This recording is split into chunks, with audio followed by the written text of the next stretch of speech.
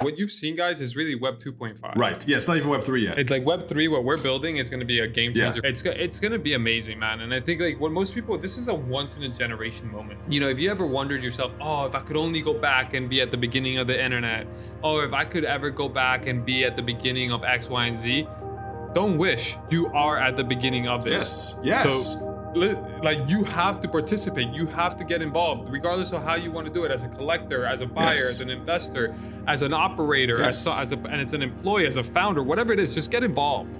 Like, dude, like, listen, do not get left behind. Don't be that person 10 years from now where you're like, where was I? Because you can't ignore this. That's what I want to hear.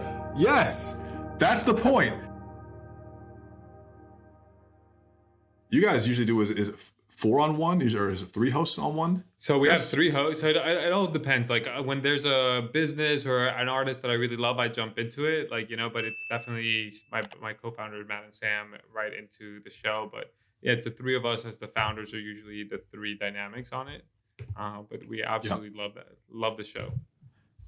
I think it's actually nice to have co-hosts or founders, because it gives you someone to bounce the energy off of. And it's critical, right? Like when you have there's different things you can jive off. People bring different perspectives. Like my co-founder, Matt, has incredible pointing questions because he comes from an editorial and journalistic background. And like when you think about Sam comes from a more marketing, business, social graph perspective. And I come from the spiritual, human-centric, how do I create value, business operational startup mindset of like framework. So I think it's a really about the different cultures, different dynamics, and that really brings a resonates, because then we get to the juice of it in regards to being as valuable to our community and our audience as much as possible. So the questions that we're asking are the questions that we've asked ourselves as we entered the space.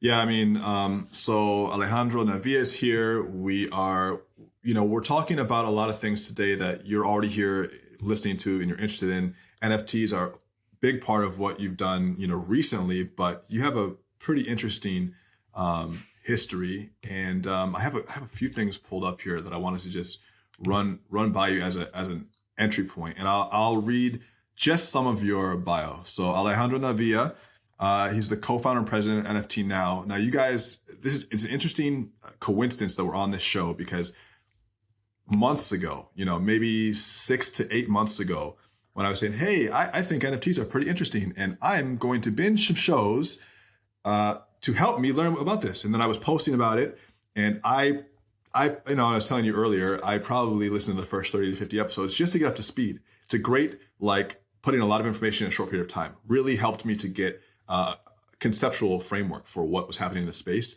And so that was something that I was already listening to. And then recently I was like, I need A+ guests for the show. Who do you know? And then you DM'd me. Yeah, I was like, me. Let's go. Yeah. So sometimes it's a good coincidence. It's a great coincidence. And I think you gave me a good aspect to practice, because I've been trying to practice putting myself forward a little bit more. I usually like to be in the background of things, putting other people forward, recommending others, like giving light to. But I think I'm entering this stage of my life where I take ownership of what I've done and being able to help others through that story. How old are you? Yeah. 33. How old are you? That's me too. And you know what? I feel like at this age, it's not an arrogance. It's just a confidence and an assuredness. Oh, I have done that. So it's okay to claim that. But I interrupted your fucking bio. Okay, so he's the co-founder and president of NFT Now, which is a great source of information that I've been sharing with you guys for months now. As an advisor and coach and early supporter of Web3 and a creator or part of this creator economy, Alejandro has helped numerous founders and creators scale their communities and raise over $92 million in funding.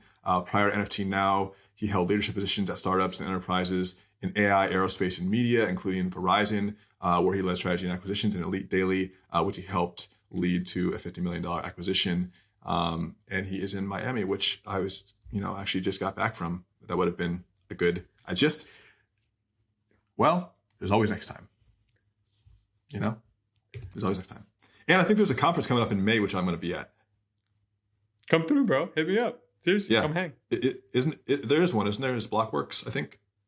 I think there's a few. There's so many conferences coming up There's a now few. that it's just like Yeah. To DeFi one. Whatever one Bankless told me to sign up for, I just did that. I just listened to Bankless. That's dope, man. That's a Sure, good whatever source. you guys That's say. a great source. Whatever you guys say. So yeah, you have a good background, and you've spent obviously time in different spaces. Why NFTs? What caught your attention? That is something that I'm curious about. Yeah, that's a really great question. I think the most important part of that, in summary, and I'll go into the longer version, is I didn't choose NFTs. NFTs chose me. It's really great. So I was living out in Jackson, Wyoming during the pandemic. My wife and I decided to pack everything up from New York. We were living in Brooklyn, and we were like, hey, let's go live out our dream now. Whose permission do we need? Everything was remote. So, and then one of my friends, Matt Madved, who's my co-founder and CEO of NFT Now, he came to visit me in December for New Year's. And he came in with this like look in his eye. He's like, yo, mouthing, I like foaming at the mouth, like, yo, NFTs, Ale, NFTs, Ale. And I was just like, NF what? What are you talking about? What's an NFT? He got the bug. He got the bug, and he was virus. just like, that's right. And he's like, bro, do you remember CryptoPunks and do you remember CryptoKitties? And I was like, oh yeah, that's right. And he's like, yo, that's an NFT.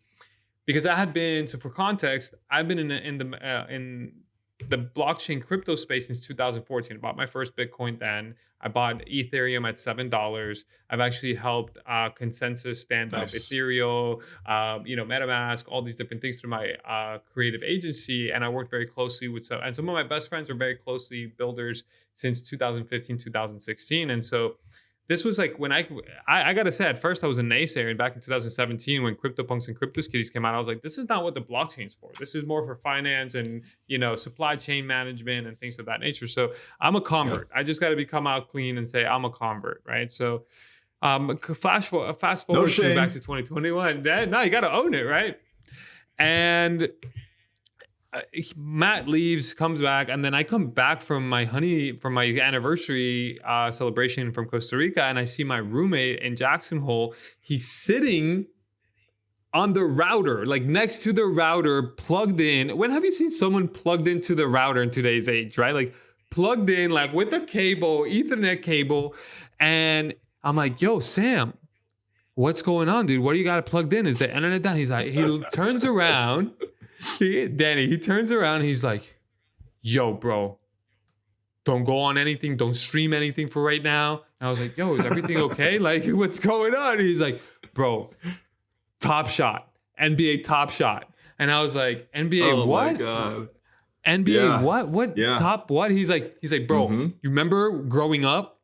We had these collectible cards with like Jordan and Pippen and all these things. I was like, yeah. He's like, now imagine the digital version of this. And I was like, what do you mean? He's like, yeah, it's Dapper Labs and NBA. He's like foaming at the mouth. Like, he's like, yo, give me a second. The drop's about to happen. Like, bro, I got to get my credit card. Don't talk to me. Turn off your phone. And I was just like, my wife and I, we looked at each other. We were just like, okay. So he finally buys this pack. I think he spent like $12, $15 or whatever. Was able to get the pack. And he comes back to me. He's like, yo, Ale, thanks so much for understanding. I was just so locked and loaded. I was like, no, dude, I get it. Thanks for letting me know. But what the fuck was that? Like, what is that? And he's like, yo, it's called an NFT. And I was like, wait a second. You had the exact same look and the exact same behavior as Matt, who a month ago.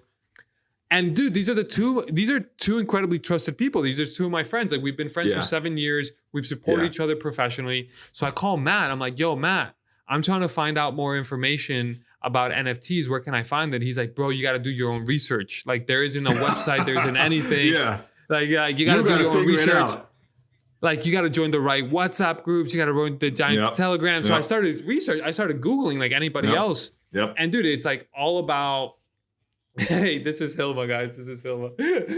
I locked mine out. They're playing out there. Otherwise, they'd be attacking me. Yep. Yeah, for sure. I love her. They're so rude. They're so rude. Yeah, they don't even knock. But at that point, dude, at that point I started going down this rabbit hole and I was looking at Reddits and Tumblrs and like I trying to find anything and telegrams and WhatsApp groups. But then I started finding out that information was incredibly fragmented, not reliable, or incredibly self-serving. And they're really, and everything was like shilling. And if you had to go through this thing, and I was like, how do I sign up for MetaMask? And like, fuck. And then how do I eat? Like, like I'm a crypto native, but I forgot how to use MetaMask for NFTs. I never it's just thought moving about so putting fast, the two together. you know? And so I called Matt again, and I was like, yo, Matt, like, dude, what's going on here? Where can I find a source of what artists to buy? I've set everything up. What are the right artists? Who do I buy? Who has value? Who doesn't? He's like, bro, I just had this phone call with Sam 2 minutes ago. And Sam comes running downstairs. He's like, yo, are you on the phone with Matt Medved? And I was like, yeah, bro. He's like, yo, I just got off the phone with him. Like, let's figure this thing out really quickly. You and I are having the exact same questions. So we get on a speakerphone and Matt goes like, hey guys, like I started this NFT Now Instagram account a few days ago and I have over 500 followers. And I was like, wow, good, cool. I was like, cool, that's pretty dope. When did you start? He's like 3 days ago. We're like, dope, that's awesome, man. Keep it up, whatever. 2 days later, I called him. I was like, yo, how's that Instagram account doing? He's like, yo, we're up to like 15 or 1700. I was like, wow. Wait, did you buy bots? I was like, yo, did you buy bots? Yeah, right. And he's like, nah, No, man, this has didn't. been all organic. It's been all organic growth. And I was like, guys, we have an incredibly great opportunity here. We need to solve a problem. We should create a media company. Yeah. Sam, Matt, and I all come from media backgrounds. So we're like, yo, this is simple. Like we need to create the most trusted source that's objective. We need to create something that helps onboard people and speaks to also the people that are already in the space. And so we go and we're like, yo, we should talk to some mentors and some advisors around this. And so we end up hitting Virgil. We're like, yo, Virgil, like, do you have a moment? We want to pitch you this idea. Like we'd see if there's any interest on your part. And he's like, guys, this is incredible. Like, this is exactly what the space needs. But I wanted to let you know that, like, you guys should learn about your audience and your consumer. And I'm thinking about NFTs in the same way I'm thinking about fashion. And I was like, we were just like dead quiet. You know, when Virgil's speaking, you're like, yo, rest in peace. Thank you so much for all your guys. Well, Virgil Abloh, you give some context for who that is. A lot of people don't know who that is. Yeah. So Virgil Abloh is one of our generation's greatest entrepreneurs, designers.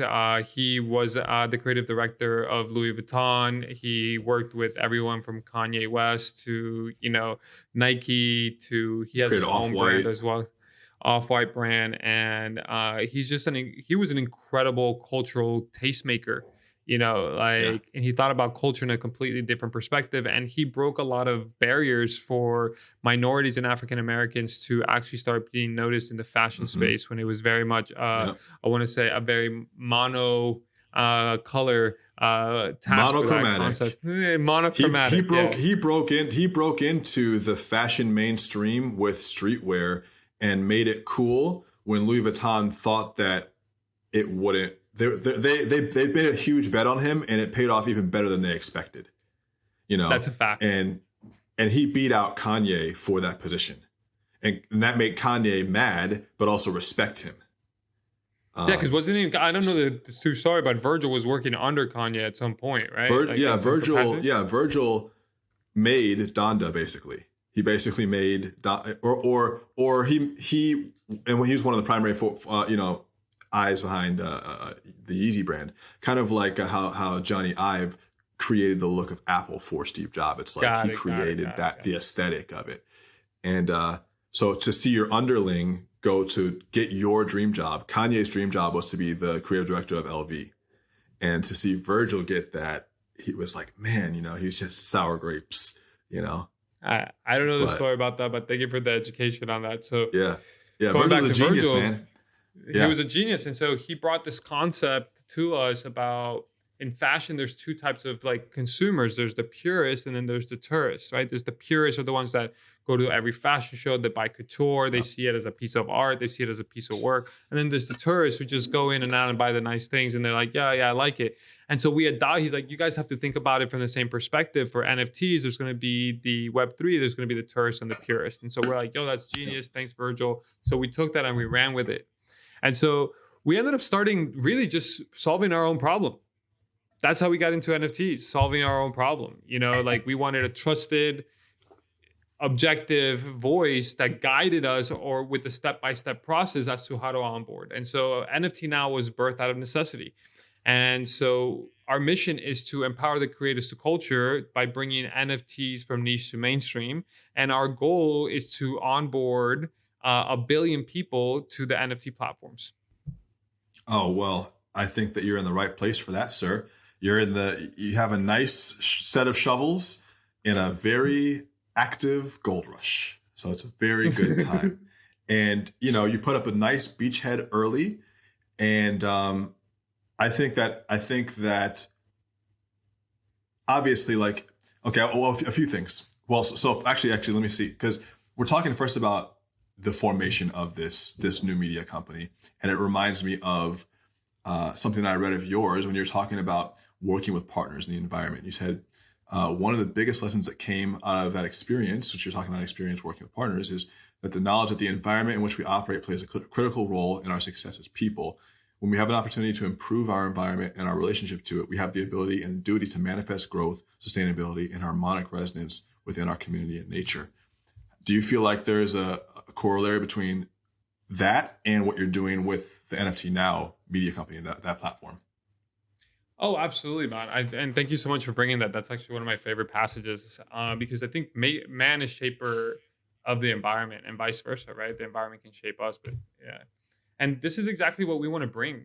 We want to bring a reliable source of truth, right? When people are empowered with the truth, and they can empower themselves to make choices that are aligned with their greatest values, right? So, for example, our culture at NFT Now, we are a culture of celebration. So we celebrate everything from our staff, from our employees to the smallest ones, to things of that nature. And so that reverberates or functions or vibrates at a higher caliber than a culture that is based on KPIs, right? So it's like, yeah, of course we have our goals and our insights, but like we celebrate. And so that reverberates into the community. We're here to empower people. We're not here to shill you. We're not here to sell you. We're here to empower you and educate you so that you can then make the decisions that align with your vision and your goals, right? And so like, if you're in a community where you feel empowered, and you're in a community where you are being educated, then you're willing to make decisions, right? And make in those decisions that align with your well-being, whether it's making money, because there's nothing wrong with wanting to make money, or creating impact, distributing your work, getting rid of the middlemen, right? Making sure that digital artists actually have a voice and make a living. Are like, one of the things that we speak about in NFT Now is really about like making sure that the word starving artist loses its meaning, right? Like we want to remove that from the vocabulary. And it's not just the artists, we want creators, right? NFTs are going to go beyond art. It just happens to be that that's the mainstream aspect. Every major technological transformation begins as a toy. This time it just happens to be art, right? And so this is like the fun collectible space, but wait until you start seeing what it does to finance, to cars, to loans, to medical, to healthcare, to just interacting with jewelry, right? Like going back to Louis Vuitton, imagine buying like, what is it, the Birkin bag, or that's Hermes. Imagine being Hermes, right? And like you have the Birkin bag. You know how much fraud happens in high-end luxury goods? That how much billions of dollars. So now instead of buying the Birkin bag, I buy the NFT from LVMH for Hermes and be like, yo, now I can go claim the Birkin bag if I'm the owner of the NFT, and now have guaranteed proof of that. So that's where coming back to the environment is creating an environment of trust. Right? When you can feel, if there's safety, if there's psychological safety in any environment, Daniel, as you may probably know, is anything can prosper and grow. So we as NFT Now, we can provide psychological safety to the NFT industry, to the new onboarders, to people coming in, and to the purists of the space as a shepherd, as a guiding light, hey, this is not just all scams and shills, but really this is a transformative concept, then the environment will prosper and grow. Yes, well said. It is the Web3 ethos as well of like, I think Web3 in some ways flips Web2 on its head, because Web2 said product first and then community, and Web3 says community first and then product. So if you're entering in with an ethos that's focused on, creating something that's valuable for people and that they want to engage with, then you can, and I think that's what's happening in the Web3 space. Like you look at some of these like crypto games, for instance, that are all about the community. The game hasn't even developed yet, but the community is already so big because they're putting a lot of thought into that their entire ethos and they're making a brand identity. And I think you guys are doing that well. Like you're making a brand identity as a shepherd. You're creating you're building a platform where you're going to be able to do kind of whatever you want with it. Like I think that it's I feel like it's a good fit for you because it takes I think you have like a spiritual philosophy, like, all business is spiritual. And I think you have technical experience just because of your time with Verizon and Elite Daily, where you can understand the media component of a business. And I think you're marrying both nicely, because I can see how you can take NFT Now and it can be much bigger than it is now. There are a lot of things you can do with that platform as the shepherd, because it's such an early space that you will naturally grow as the space grows. So I think just from a business perspective, I just want to say I like it. Thanks, man. I really appreciate it. And with that growth comes responsibility. Of course. And it's something that's incredibly evident. You can fumble the bag too. Even if you have a head start, you can fuck it up. Doesn't mean anything. It doesn't mean anything. So it comes in the thing about media, Daniel, is that you got to show up and reinvent the product every single day. It's not like Apple where they design the product one day and then they have a year of worth of sales, right? Media is about showing up every day, creating value every single day in a different but consistent way. So I think for us, it's really about the details and consistency, and one of the things what we love about NFTs is that the industry and the market is self-regulating, right? Like I think that's incredibly aspect. That's incredibly something important that we need to speak to. The community doesn't align with something that you're building. If it doesn't align with the ethos or the value of the community will correct you. Either it'll help you pivot or it will chew you out and not welcome you back. Eject you. Yeah, it's regulation, right? It's regulation at its finest, right? And that's the thing about being on the blockchain. Everything is transparent, right? Everything's fact checkable.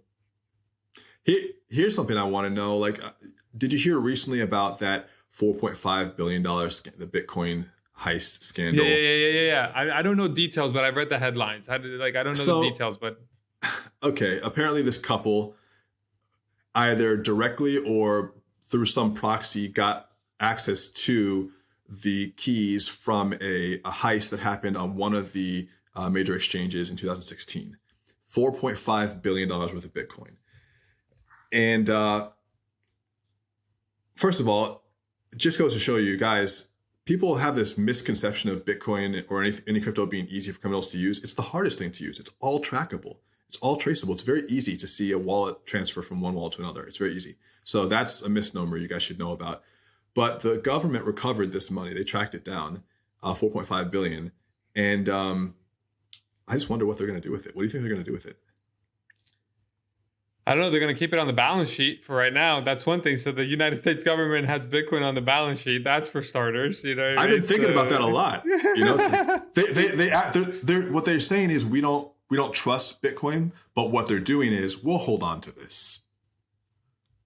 We'll hold on to this, and I think there's going to have to be I think there has to be somewhat of a fiduciary duty from the United States government as a shepherd since the ledger's there, it's public, right? So you can actually go back and figure out who owns what type of money. It's evidence.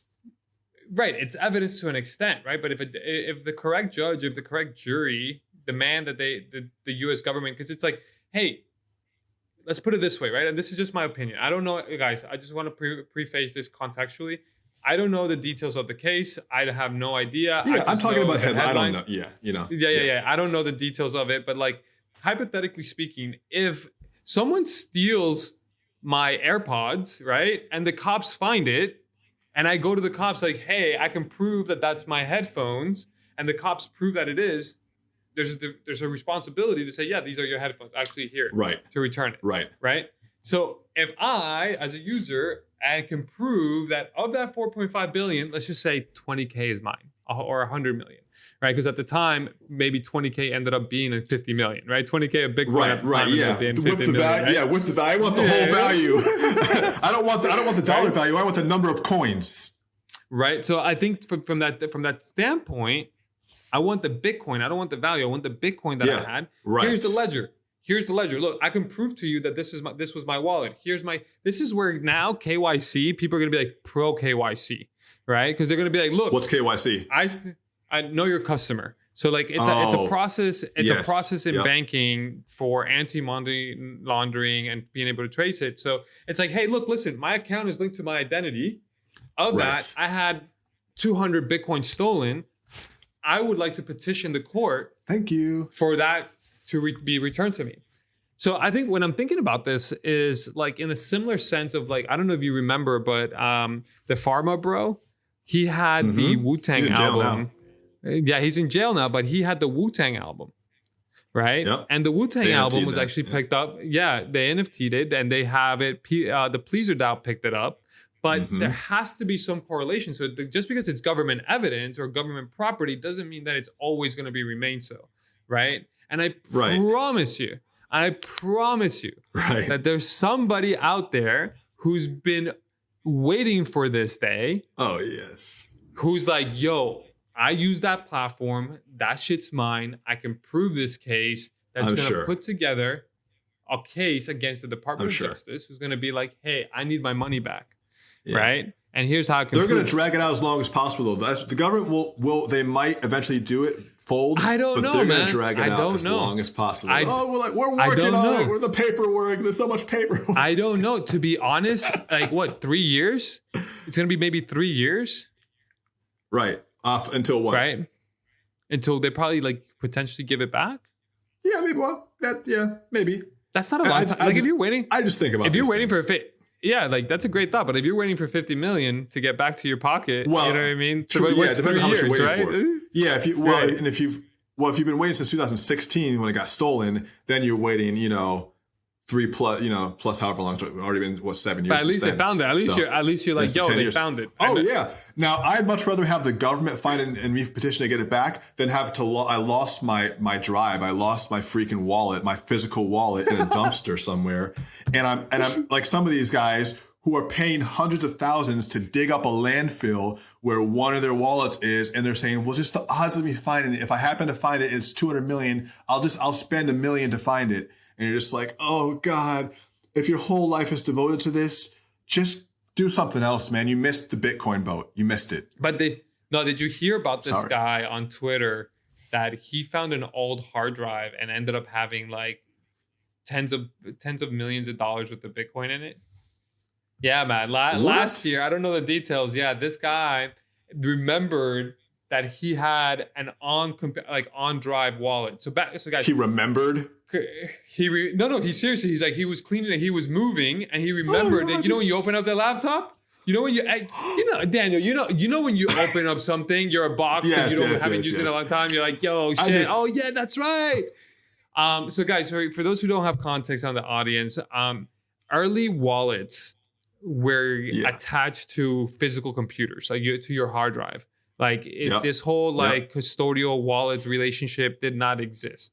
This is why Coinbase is so successful, because they were the first ones to create a custodial wallet that allowed you to travel and move out around it. But before, you had to drive some janky ass wallets who didn't have resources, who didn't have support. It was some guy from either Ukraine or the guy from the basement putting together this janky wallet system. Physically exchange a Bitcoin. Bro, there was a point, I think one of my friends was telling me that he actually ended up buying a drive with a Bitcoin off eBay because he didn't know how to get Bitcoins, right? So people were putting them on hard drives and selling them on eBay so people could actually have it.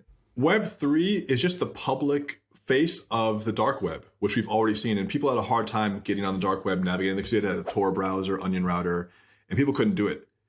So they had to just buy it off on those drives. Yeah. And so to that place, I'm hopeful. I hope people get their money back. I think this is, if the government gives it back. We're now seeing Apple come out saying we're accept crypto. YouTube's going to accept crypto. Look, Apple said that? I think they're going to start accepting crypto. I think really? Look it up really quickly. Yeah, they just said that. That's great. Apple. That's great if they said that. Now, are they going to make any buys? I don't know, man. Let's see what they say that. Because I've seen a few companies say they're considering taking it, but they're not going to buy any yet. Yeah, let me see when I read it. Was this a headline? Let me see. I'll find it. That's pretty good. I think those are all positive indicators for the market. I think that, YouTube is really looking into the NFT stuff. Where did I read this? Oh man, then I have false alpha, guys. I don't know. Actually, oh no! Wait! Yes. Look, Yahoo, February 9th, right here. I found it. I found it, guys. Okay, the positive alpha. Give me a second. I'm gonna put it right here. I'm gonna send it to you right here on the chat so you can see it. I'm gonna give you a count for how many times you say alpha. Okay. Let's see. All right. I'm gonna put it up. Let me look at this. Apple to enable crypto payments with tap to pay by end of 2022. Nice. In a press release yesterday, Apple announced the new tap to pay feature for the iPhone. This feature enables millions of Apple Pay merchants to easily facilitate transactions using a simple tap regardless of the payment method. Apple introduced this part apart from Apple Pay itself. So using the NFT technology, the company will be providing now how this translates into crypto payments is that recently Coinbase and Crypto.com both launched their own debit cards. The Coinbase Card and Crypto.com Visa Card allow users to basically use their acquired cryptocurrency as payment methods. But both the giant companies further integrated with payment giants Apple Pay and Google Pay. So it looks like basically it's a partnership with Coinbase and Crypto.com for them to partner up with Apple Pay and just start accepting crypto. That's still massive, bro. That's massive. It's huge. And there's been a lot of things like that recently between, them just renaming Staples Center, which is a big deal, to I don't know if you saw this, Melania Trump ended up buying her own NFT back for $170,000. That's huge news. That's historical, bro.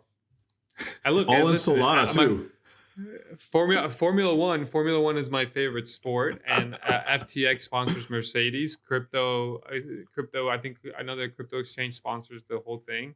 It's not too long before we start seeing DAOs coming together to buy sports teams, and DAOs starting to put together efficiencies. NFTs as tickets. Coachella lifetime ticket as an NFT, bro. Up to bid. That it always starts with culture. No, it's happening. It's happening. Diver lifetime ticket to Coachella. You know what I mean? And people are going to be bidding for it, and you're going to see someone pay $1 million for it. Easy. Cake. Done. Oh, easily. You know what I mean? Like, that's the reality.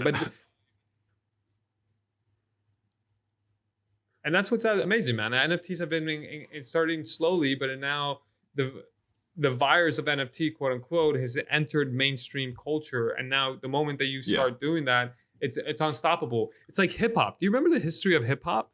How niche started? Oh yeah, hip hop. You had it. Like I was just reading Will Smith's book, and he was saying in his book that hip hop, you had to burn the tape. Like you had to record tapes, and people from New York would bring him down to Philly, right? Similar with NFTs, right? As early NFTs, early Bitcoin. Early Bitcoin, right? That we have to do it, and now then it started happening with the Russell Simmons of the world, bringing them to more mainstream, right? So it's like same things happening here, and so. It's like, oh my God, what's going to happen, right? It's culture, right? Like you start seeing things with Bored Ape Yacht Club, all these celebrities, all these basketball players. I think even DJ Khaled has a Bored Ape. Steph Curry has a Bored Ape. Starts permeating culture in that capacity initially. And then essentially what's going to happen is that every year that NFTs become relevant, the more value the older NFTs are going to hold. Right? Yes. So in certain collections. It becomes historical. I'm telling you right now, one thing I will tell you, most if not all NFTs are going to go to zero. That's fine. And it's okay. Things happen, right? It's like startups. Most of them don't succeed, right? Having said that, 10 years from now, if you had an NFT that was minted 2021 or before, that's going to be historical. There's a probability or a higher chance of a 2021 collection to be resuscitated 10 years from now. Like, yo, this is a historical NFT. Yo, do you remember? Oh my God, yeah. Like, oh, the floor is nothing. Let's pick them up. Okay, boom. And then just the right person gets it, and boom, right? So Oh yeah. that's why I'm not selling. This is why I'm not selling. Like I'm buying. Listen, guys. I've made money, but I've also lost money. You know what I mean? Some of my collections went to zero, if not any. Like some of the things I collected actually didn't hold its value as I'd like to. But my winners outweigh my losers. But I'm not selling my losers. I'm not getting rid of them because like there is a sentimental and historical value to it that at some point a 14-year-old kid 5-6 years from now may end up finding the collection and a whole group of people make them cool again, right? So it's just like, all right, hold that value. That's just my personal opinion, not financial advice, but that's. I heard someone say, we always put the disclaimer on there, but I heard someone say, rich people sell, but wealthy people just keep buying. They don't really unless there's a reason to get out or you really need the cash, there's no reason to sell, I kind of feel like that with crypto in general. I mean, obviously there are different strategies with DeFi, different ways you can make moves and do stuff. But like generally speaking, kind of just like acquiring. That seems to be a pretty simple strategy. But most people try to make too many complex moves. You're trying to do karate. You haven't even mastered, the basics of self-defense here. Yeah, you haven't even mastered putting on the belt. You know what I mean? Yeah, it's like you're trying to go too advanced. Yeah, and I think with NFTs in particular too, it's like we're only thinking of them right now as these little pieces of art, but they're going to be part of our daily experience, whether or not we know we're using them in the future. It's like if you would have said to someone, do you want to use SMS messaging? I would have been like, no, I'm good. But then, as soon as text messages came along, I didn't have a choice. That's what we're using now. So NFTs are the same thing. It's just a new piece of technology, and it's created a new. There's a classic book called Positioning, and it's like from the 80s. And the whole idea is that like each concept has a certain number of hooks in your brain for like leading brands or leading concept identifiers. And the update to that book was called I think Category Kings. And it says it's all about leading a category. And NFTs have created a new category in the mind of the public, which is like digital ownership. Even though that already kind of existed, it's like really solidified it in a way. And now people are going to put different hooks in the NFT space. So NFT is the category, and then different positions are like, I'm the NFT for real estate. I'm the NFT for art. I'm the NFT for fashion, or whatever. I'm just making this up. But it's like the categories of NFTs. Before we didn't even have the category. We didn't have understanding of the category. Now we understand the category. And then within that category, there's going to be the fight for position. And each position will have like 3 to 5 people who are visible and everyone else falls off. That's just my theory. No, that's a really good theory, man. I think like to that point, it's all about category creations, right? This is where NFT Now, we're a category creator. And when we're thinking about that expansion and that onboarding, it's like nothing that we're building. And mind you, what you've seen, guys, is really Web 2.5, right? Like what we're building for Web 3.0. It's like Web 3, what we're building is going to be a game changer for media companies. I can't really talk about it yet, but like it's going to be amazing, man. And I think like what most people, this is a once in a generation moment. If you ever wondered yourself, if I could only go back and be at the beginning of the internet, or if I could ever go back and be at the beginning of X, Y, and Z, don't wish. You are at the beginning of this. Yes. So yes. Like you have to participate. You have to get involved, regardless of how you want to do it, as a collector, as a buyer, as an investor, as an operator, and as an employee, as a founder, whatever it is, just get involved. Like, dude, listen, do not get left behind. Don't be that person 10 years from now where you're like, where was I? Because you can't ignore this, right? Is it hard to get on? Yes. But I'm telling you, there's highly intelligent and very authentic and kind people who are going to be building amazing tools to help onboard the next 100 million and the next billion, right? NFT Now, our mission, like again, is to onboard 1 billion people to NFTs, to educate them, empower them, and to help them generate value for themselves and for the community at large. That's what I want to hear. Yes, that's the point. This is what I was talking about with waves. Waves are naturally occurring when you're in the water, and we're all in the water here.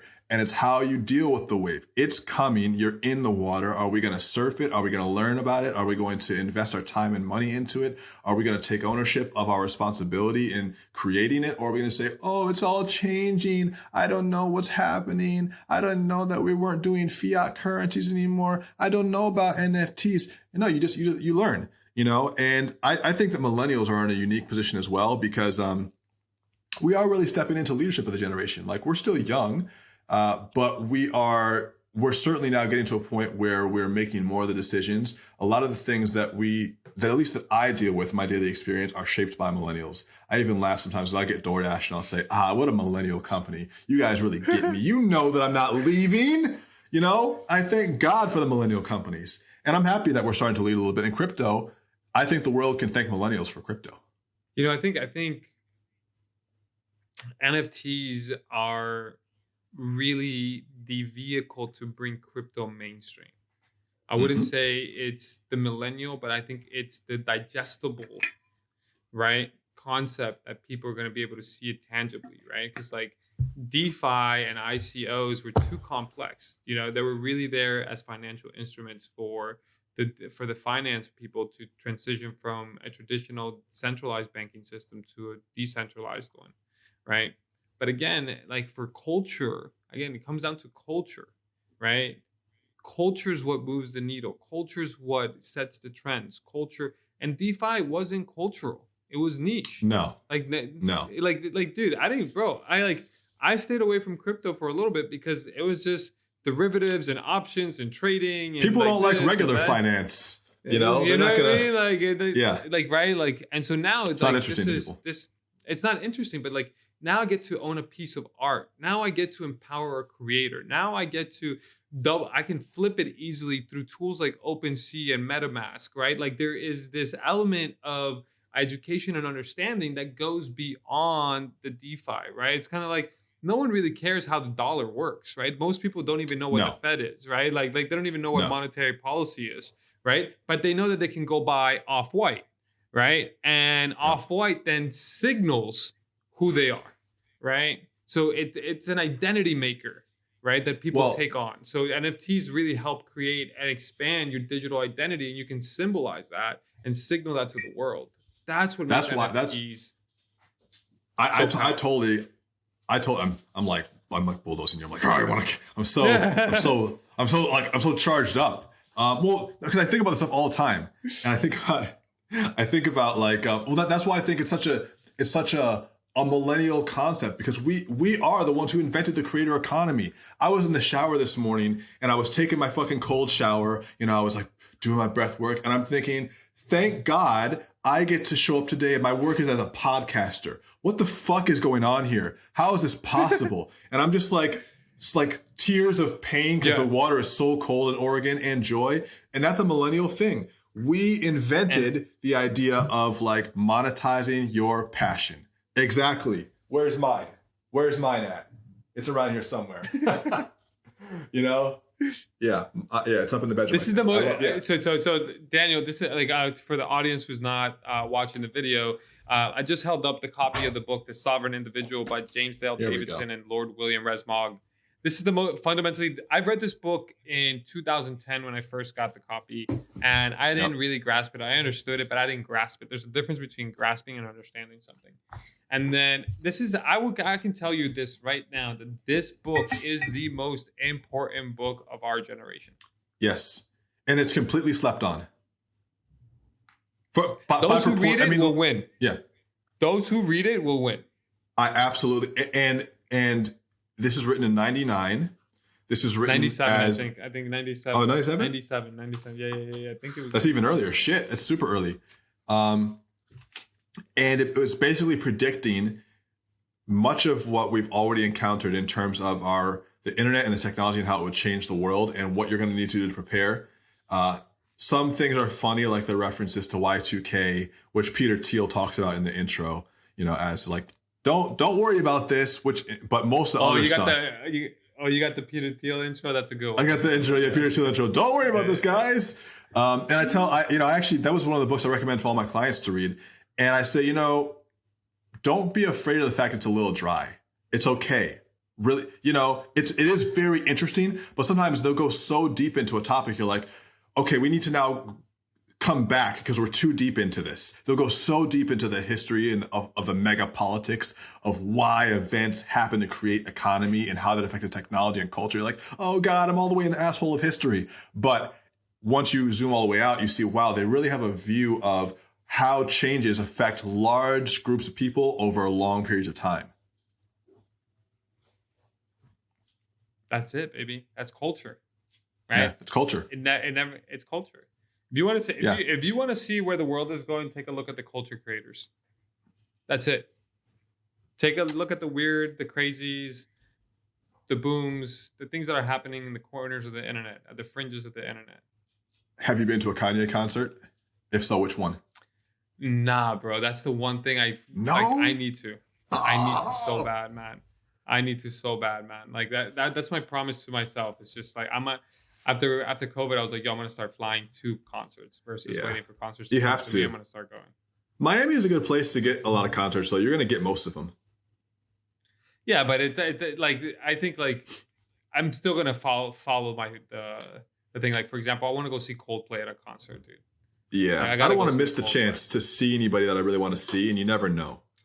Yeah, after this shit, bro, I'm like, yo, boom, I'm there, Yeah, I really appreciate live experiences. I really appreciate live music, live performances, and when you can't have it, it's even more attractive, right? But I always have appreciated it. If you like live experiences, wait until you see what we're going to be doing in New York City on June 23rd.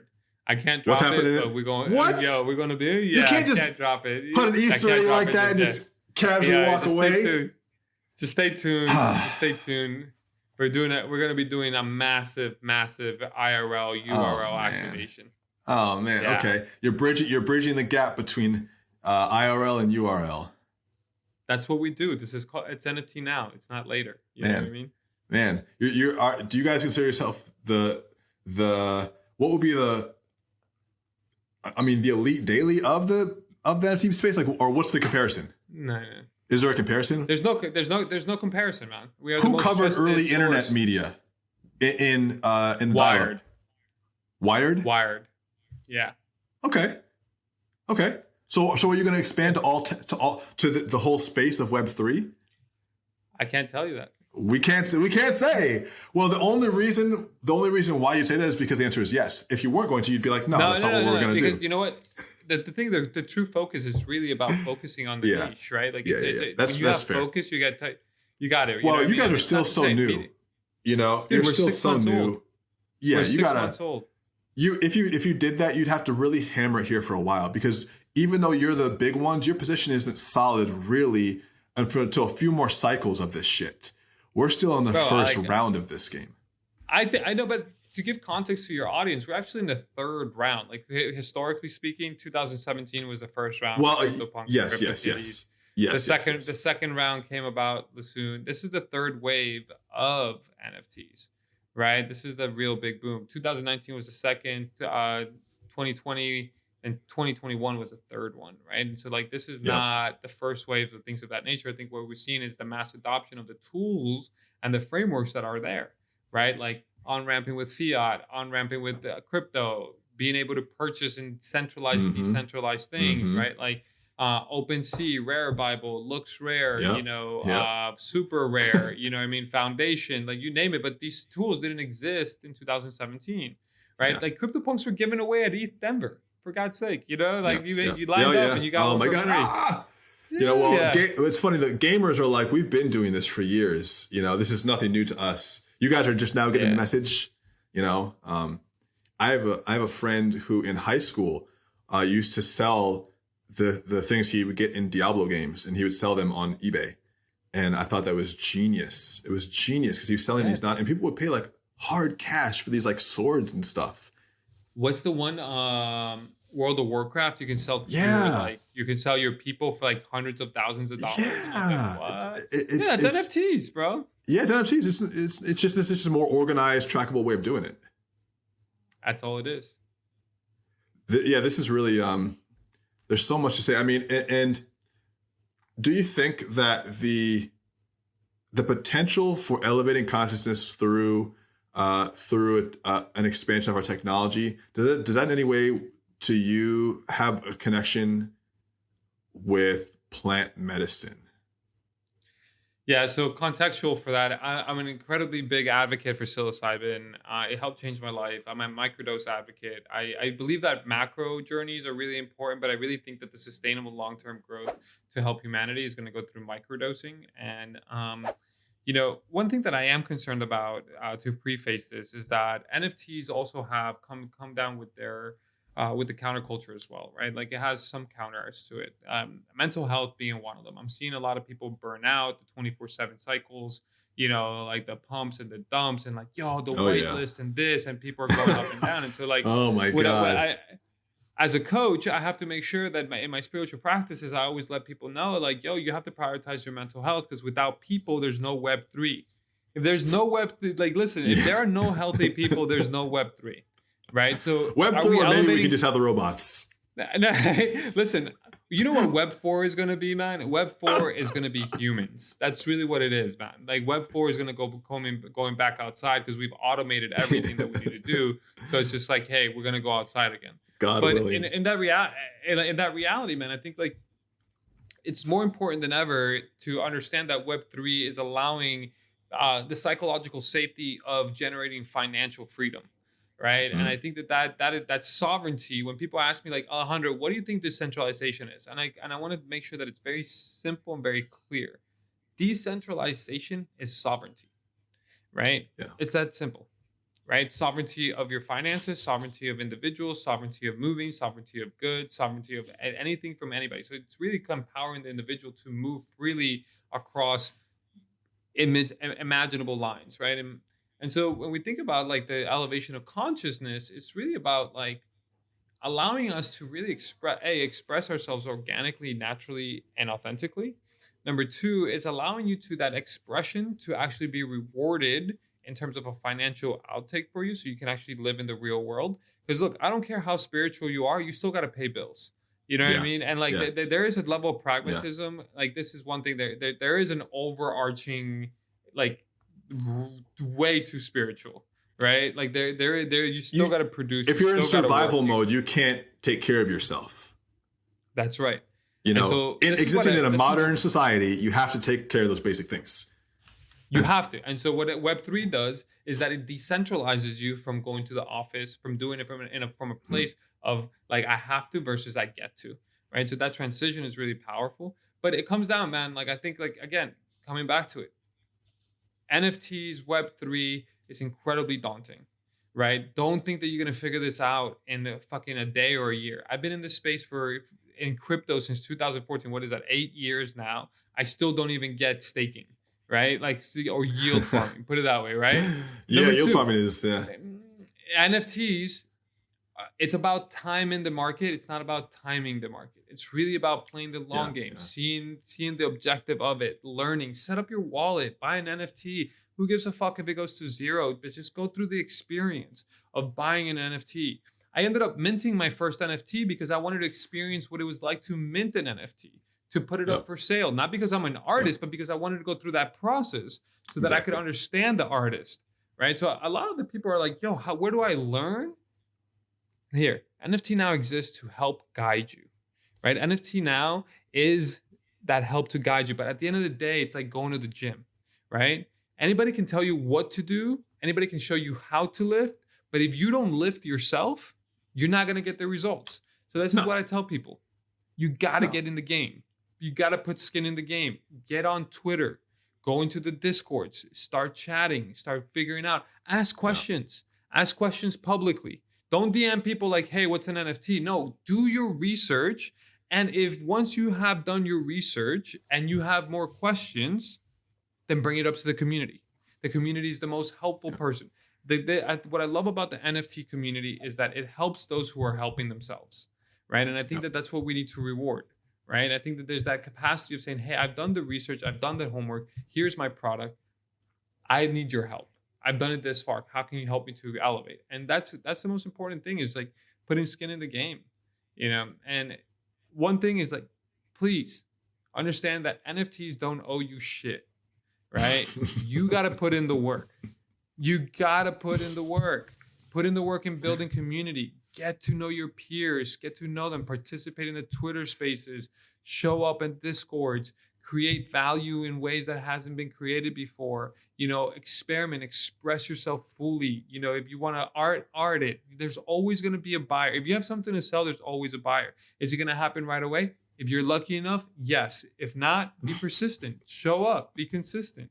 You know what I mean? I know that people have been able to change their lives through NFTs, and that's incredibly valuable and incredibly awesome. And I also know that there's a dark side to the NFTs, right? So always do your homework, do your research. Don't ever, guys, don't ever give away your seed phrase, first and foremost. I just want to make sure you do that. Don't click on any links that you don't know. Don't answer any DMs from people that you don't know. Just really start engaging community in a very public way. The public persona is what's going to give you that trust. And mind you can be anonymous and still be public, right? So think about Twitter as a town square. You go to Twitter, there's a town square, right? I think one thing that I keep thinking about, Daniel, and this will probably be my last thought because I have to drop, but I've been thinking a lot about what NFT and Web3 is in correlation to Burning Man, right? When you think about Burning Man as a whole, it's this incredible, amazing experience. It's one of my favorites. Black Rock City is one of my favorite cities in the world. And when you go there, there's these amazing pieces of art, sculpture, there's different dynamics. There's a set of rules of engagement or agreements of engagements, right? It's radical self-reliance, et cetera, bring your own water, gifting economy, right? Things of that nature. And what I love about it is that it's very similar to Web3, right? And it's like, hey, there's methods, but there's different camps, right? When you go to Bored Ape Yacht Club, you get a completely different experience than when you go to Dead Fellas or Doodles or Cool Cats. But those are camps, quote unquote, in this larger ecosystem, right? So it's not to say that anyone is less or more. There's also some riggedy camps that are just there just because they're part of it and they're there, but they're still enjoying, right? Like there's some that are more developed. There's some more that have larger budgets, but doesn't take away from the experience. And so quite the opposite. It adds to the experience. So I've been thinking about what these correlations are, but it's an incredibly powerful new system that's going to empower creators of culture. It's going to change mainstream. It's going to really fundamentally shift the way we look at value creation and identity. It's also going to fundamentally shift the way that we consume things in the IRL world. And wait until this shit hits your financial system. Wait until you can buy a house and pay your mortgage through an NFT. Wait until you buy a car and you pay off your car and that your car title is an NFT. Wait until your medical records are your NFT and you with your wallet can access them. Imagine being empowered with your medical record. Today, you can't even get your own medical record without a subpoena or some crazy shit. Your doctor won't even let you have your medical folder, right? So imagine this world of capacity. We're just even getting started. And to whoever's listening to this, if you think you're late, thinking about this from a book, okay? We haven't even opened the introduction. We're still at that page that tells you this is like the page that we're in. We're still telling the publishers. Yeah. Like this book hasn't even been written, guys. Like, you know what I mean? Yeah. 2021. If you're listening to this podcast, you're early. Like you're super fucking early. Just get involved. Well, that's all I got to say for today, folks. Alejandro, we will catch up with you on the next episode where we'll then have another longer rant on all the things we didn't talk about with mushrooms. And let's rock, bro. And in the meantime, guys, check out the NFT Now podcast. We'll put all the information for that in the show notes. And much love. Thank you for being part of this wonderful episode.